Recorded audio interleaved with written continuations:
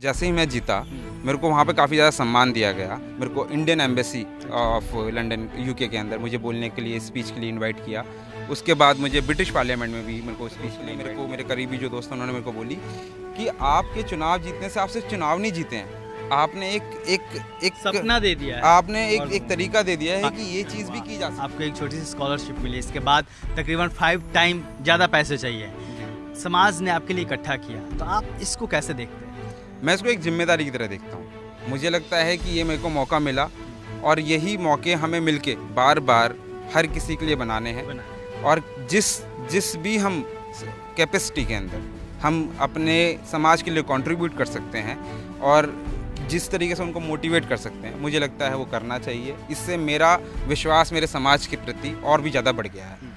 दलित दस्तक मासिक पत्रिका को भी सब्सक्राइब करिए। सब्सक्रिप्शन का सारा डिटेल डिस्क्रिप्शन में देख सकते हैं।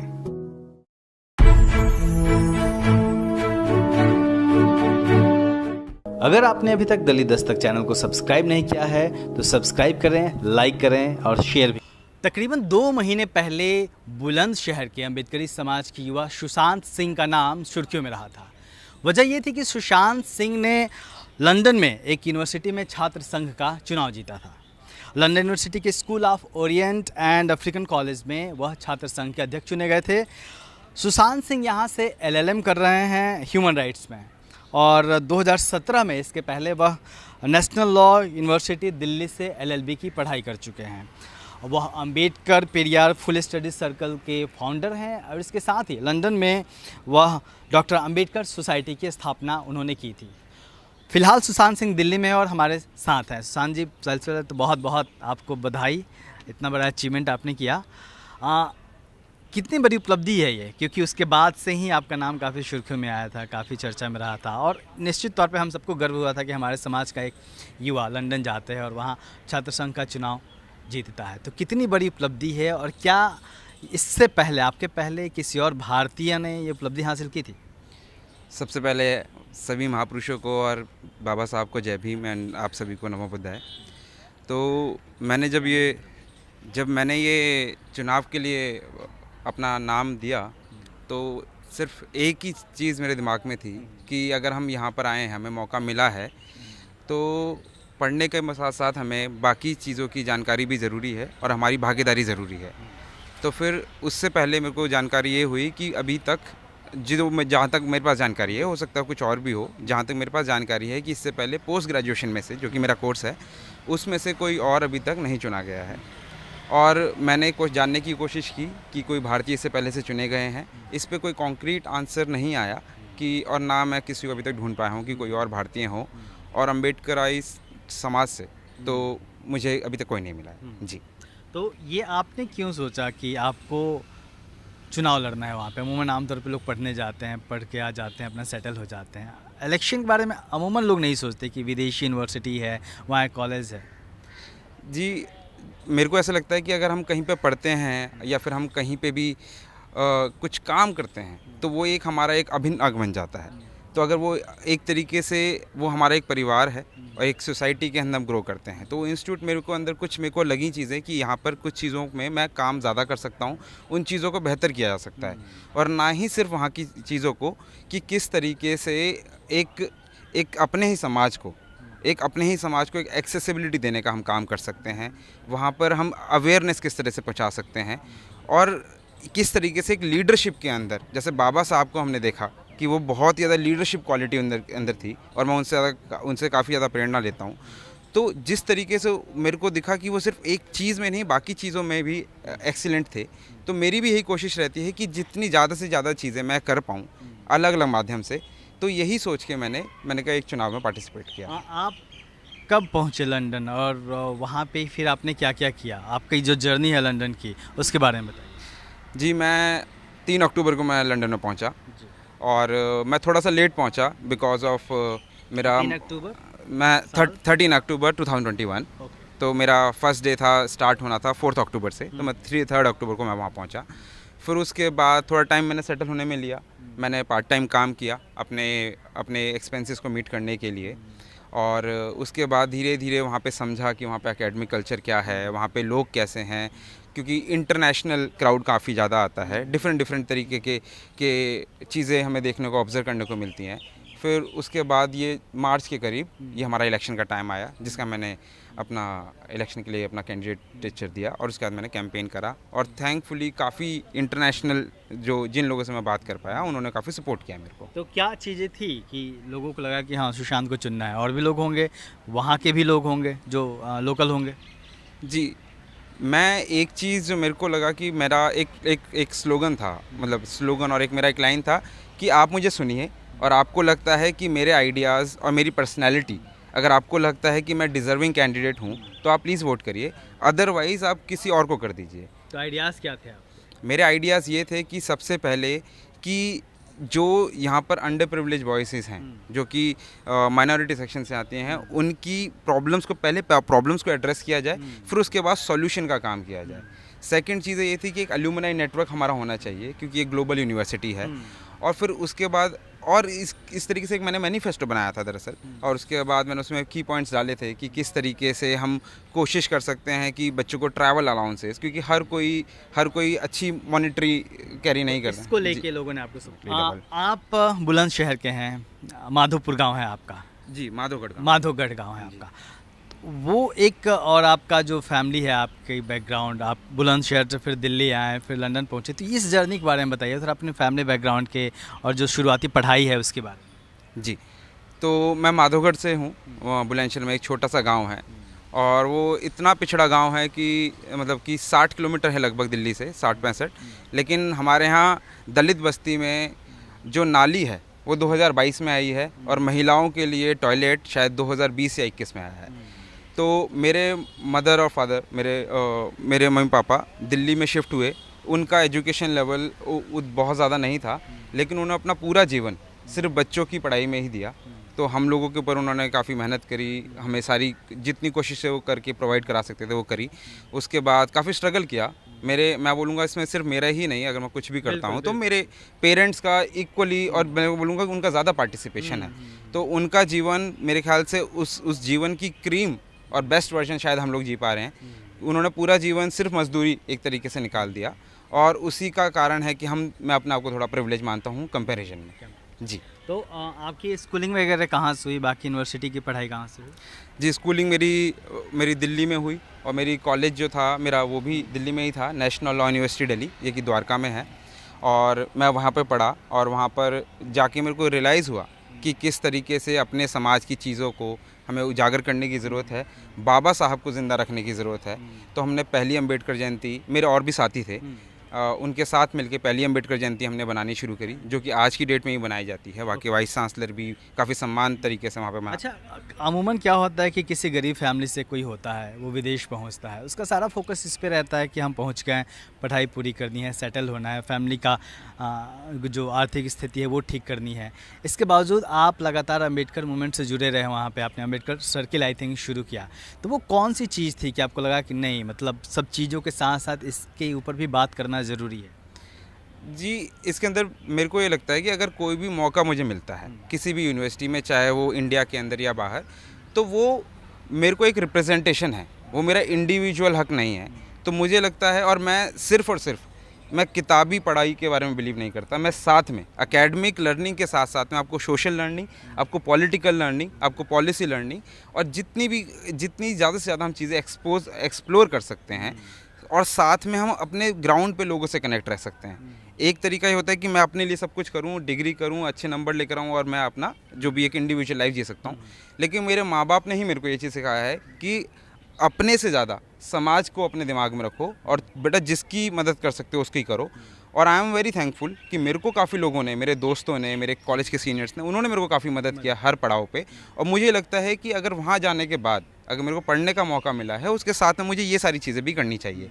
और इसलिए मैं इंटरनेट के थ्रू भी बाकी लोगों से जुड़ा रहता हूँ कि जिसकी मैं मदद कर सकूँ मैं उनको मदद भी करता हूँ। LLM एडमिशन्स के अंदर, SOPs लिखने के अंदर, क्योंकि ये गाइडेंस जो होती है, हम सभी ऑलमोस्ट फर्स्ट जनरेशन रहते हैं और हमें लगता है कि हम एक दूसरे के लिए अगर खड़ा नहीं होंगे एज ए समाज, एक परिवार, तो फिर वो एक जैसे मेरे पास गाइडेंस नहीं थी, मेरे को लगता है दूसरों के पास भी गाइडेंस नहीं है। तो इसलिए मैं कहीं भी जाता हूँ तो कोशिश रहती है कि बाबा साहब को ज़िंदा रखा जाए, उनकी विचारधारा को ज़िंदा रखा जाए और उनकी विचारधारा के साथ सबका विकास होता रहे। जी, काफ़ी एक्सपोजर मिलता है जब हम किसी पद को जीतते हैं, है ना। आप छात्र संघ का चुनाव जीते, उसके बाद कितनी ज़िंदगी बदली है आपकी। और उसके बाद मैंने तमाम आपके ट्विटर पे मैंने आपको देखा, तो तमाम मंचों पे जाके आपने अपनी बात कही। जी। तो सबसे पहले तो जैसे ही मैं जीता, मेरे को वहाँ पे काफ़ी ज़्यादा सम्मान दिया गया। जैसे कि वहाँ पर एक बुद्धिस्ट ऑर्गेनाइजेशन है फैबो करके, उन्होंने मेरे को अवार्ड्स के लिए बुलाया, उन्होंने ये चीज़ रिकग्नाइज़ करी और उन्होंने मेरे को काफ़ी ज़्यादा मोटिवेट किया। तो वो संस्था काफ़ी दिन से काम कर रही है। उन्होंने मेरे को Indian embassy of London UK के अंदर मुझे बोलने के लिए, स्पीच के लिए इनवाइट किया।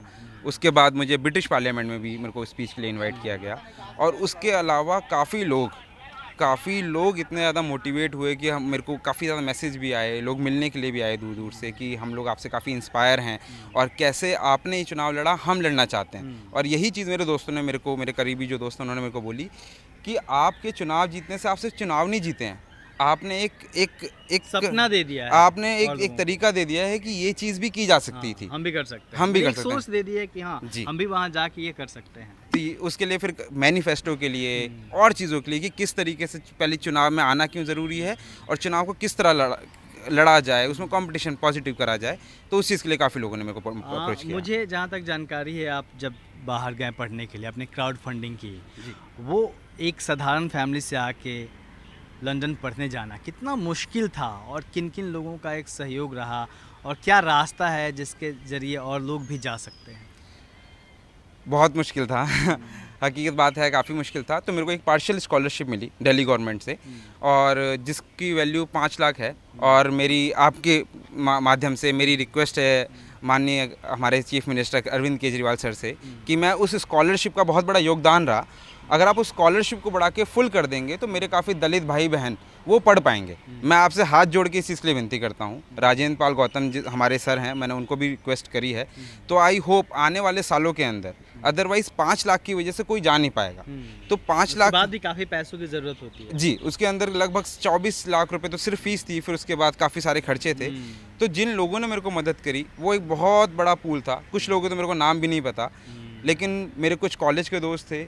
उसके बाद मेरे ट्विटर से ऑनलाइन जो मैंने जिन लोगों से जुड़ा हुआ था, मैं पुराने जो काम कर रहा था, जो लोग मेरे को काफ़ी दिन से ऑब्ज़र्व कर रहे थे, उन लोगों ने काफ़ी मेरे पे ट्रस्ट दिखाया। और काफ़ी मैं सबसे ज़्यादा अमूल्य कंट्रीब्यूशन मानता हूँ जो मेरे अम्बेडकराइट और मेरे समाज के लोग थे, जिनके पास पैसे ना होते हुए भी उन्होंने 50 रुपये, 100 रुपये इस छोटा अमाउंट उन्हें दिया। और वो छोटा अमाउंट एक दलित परिवार से आने के बाद, जो परिवार खासकर मेरे माँ बाप ने ज़्यादा परेशानी झेली है मेरे से ज़्यादा, तो मेरे को पता है वो 100 रुपये भी निकालना क्या चीज़ होती है। तो इस तरीके से बूंद बूंद से जो कहते हैं सागर भरा, मतलब वही आप आगे आए और फिर पूरी सोसाइटी ने जोर लगा दिया कि नहीं, अपना बंदा है, इसको भेजना है। जी बिल्कुल। मेरे को अपने ही समाज के, अम्बेडकर समाज के, बाबा साहब के जो विचारधारा को फॉलो करते हैं, मेरे को ऑस्ट्रेलिया से जो लोग वहाँ पर स्थापित हैं उन्होंने खुद मेरे को करा। मैंने कभी अपनी फ़्लाइट की टिकट अपने आप कभी बुक नहीं करी, वीज़ा मैंने अपने आप नहीं करा क्योंकि मेरे पास पैसे ही नहीं थे। तो मेरे को उन्होंने ही कार्ड से ट्रांजैक्शन वगैरह करी। तो इस तरह से काफ़ी सपोर्ट मिला। ये कितना बड़ा पावर मानते हैं ये जो मिशन है कि एक आप का एडमिशन हुआ, आपको एक छोटी सी स्कॉलरशिप मिली, इसके बाद तकरीबन 5 टाइम ज़्यादा पैसे चाहिए जी। समाज ने आपके लिए इकट्ठा किया, तो आप इसको कैसे देखते हैं? मैं इसको एक जिम्मेदारी की तरह देखता हूँ। मुझे लगता है कि ये मेरे को मौका मिला और यही मौके हमें मिलके बार बार हर किसी के लिए बनाने हैं। और जिस भी हम कैपेसिटी के अंदर हम अपने समाज के लिए कंट्रीब्यूट कर सकते हैं और जिस तरीके से उनको मोटिवेट कर सकते हैं, मुझे लगता है वो करना चाहिए। इससे मेरा विश्वास मेरे समाज के प्रति और भी ज़्यादा बढ़ गया है। आप लगातार, मैं ट्विटर पे देखता हूँ, आपको फॉलो करता हूँ, लगातार आप इनकरेज करते हैं कि समाज के जो बच्चे हैं, यूथ हैं, उनको अब्रॉड जाना चाहिए, विदेश में जाकर पढ़ाई करनी चाहिए। लेकिन तमाम लोग सोच नहीं पाते हैं, डरते हैं। लोग तो JNU आने से डरते हैं, यहाँ तक का पता नहीं होता। उनके लिए आप क्या कहना चाहेंगे? किस रास्ते से वो पहुँच सकते हैं? क्या करें, वो किस तरीके से सोचें? उनको कहने से पहले मैं जो लोग ऑलरेडी पढ़ रहे हैं, जैसे काफ़ी लोगों के लिए दिल्ली भी एक बहुत बड़ी जगह है। जो लोग दिल्ली में पढ़ रहे हैं, JNU में या किसी भी कॉलेज में पढ़ रहे हैं, मुझे लगता है कि उनको अपने समाज के लोगों से, अपने गांव, शहर, कस्बे, उन लोगों के साथ रेगुलर बातचीत करनी चाहिए कि उनका कॉन्फिडेंस बढ़े। और उसके बाद जो लोग बाहर जा रहे हैं, हमें एक इंटरनेशनल कम्युनिटी बना के हमें एक दूसरे से पहले बातचीत करके वो कॉन्फिडेंस बिल्डअप करना चाहिए।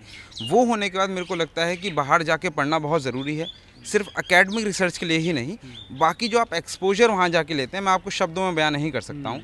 आप देश के हर कोने के लोगों से मिलते हैं, उनके कल्चर को समझते हैं, आप उनके स्ट्रगल्स को समझते हैं, दुनिया भर के लोगों दुनिया भर के लोगों को, दुनिया के कोने कोने से लोग आते हैं। तो वो एक बहुत अच्छी अपॉर्चुनिटी, आपके दिमाग में आपकी ऐसी ऐसी चीज़ें आती हैं जो आप यहाँ रह के शायद नहीं आ सकते, और उसके बाद उन चीज़ों को आप यहाँ पे इम्प्लीमेंट कर सकते हैं। जी हाँ, आप ह्यूमन राइट्स की लगातार पढ़ाई कर रहे हैं, मतलब LLB में भी, मैंने इस वकालत में भी ह्यूमन राइट्स आपका फोकस है।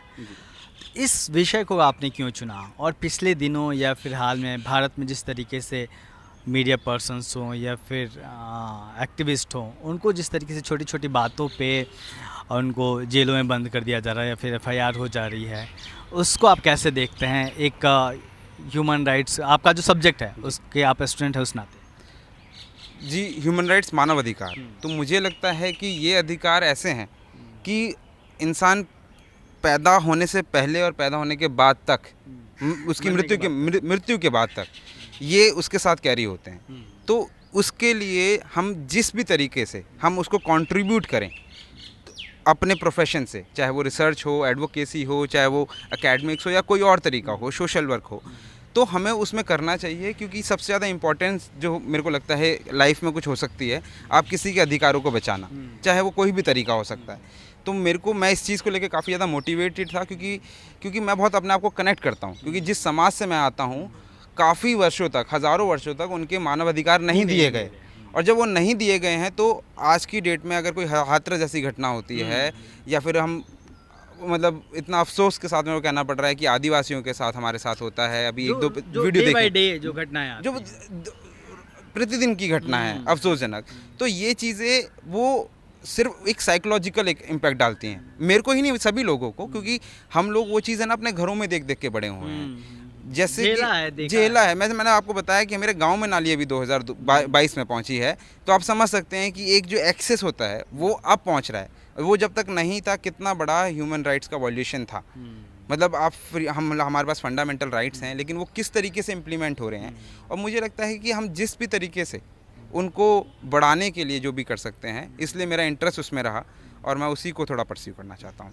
आपका विदेशों में भी अब काफ़ी मौके आए हैं, काफ़ी ऐसी खबरें आई कि वहाँ पे भी कास्टिज़म काफ़ी बढ़ गया है, आपको कभी फेस करना पड़ा इस तरीके से? मैं पर्टिकुलर इवेंट में नहीं जाऊंगा, लेकिन मैं इस चीज़ को नहीं नकारूंगा कि विदेशों में कास्टिज़म नहीं है या कास्ट डिस्क्रिमिनेशन नहीं होता है। कास्ट डिस्क्रिमिनेशन है, बहुत अलग तरीके से है, लेकिन वहाँ कास्ट डिस्क्रिमिनेशन है। वहाँ पे लोगों को एक्सेप्टेंस जो होती है, जो लोग यहाँ से जाते हैं वो उस कास्ट को कैरी करके लेके जाते हैं, वहीं वो चीज़ सिखाई जाती है, वहीं वो चीज़ प्रैक्टिस की जाती है।